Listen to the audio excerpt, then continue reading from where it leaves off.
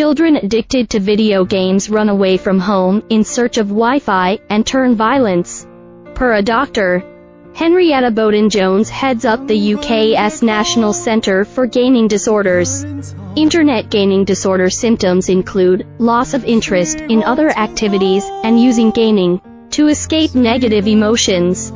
Some young gamers are so addicted they resort to running away from home in the middle of the night in search of an internet connection after theirs was cut off by a parent. According to an expert, a UK clinic designed for treating video game addiction, originally expected to help just 50 people a year, has had more than 850 referrals since its inception in 2020.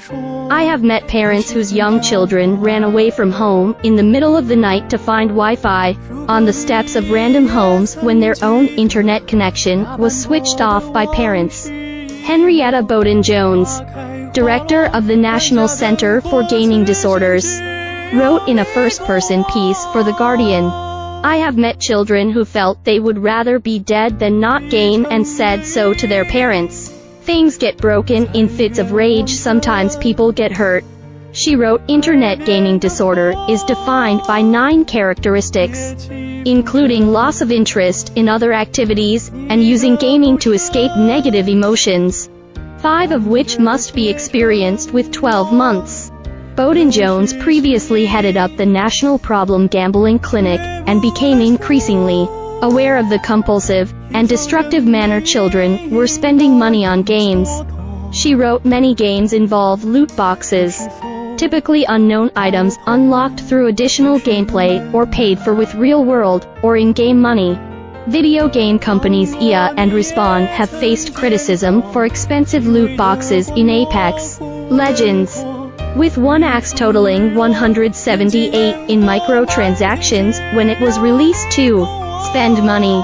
These children need to borrow money from parents or use monetary gifts received for birthdays and Christmas. The need for money is at the root of some of the domestic violence we see," Bowden-Jones said.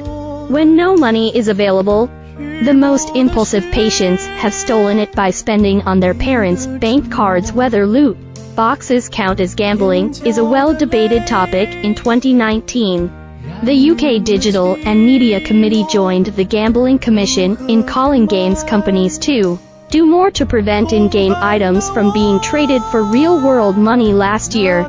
Then Culture Secretary Nadine Dorries opted not to regulate loot boxes as gambling. An Austrian court recently did the opposite, joining Belgium and Australia by imposing restrictions. Almost no one treated by the clinic has displayed both a gaming and gambling disorder.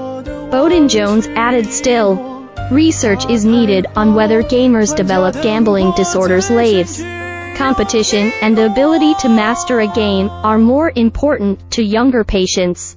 She wrote today, "The doctor and a consultant psychiatrist treats everyone, from children to a woman in her 70s.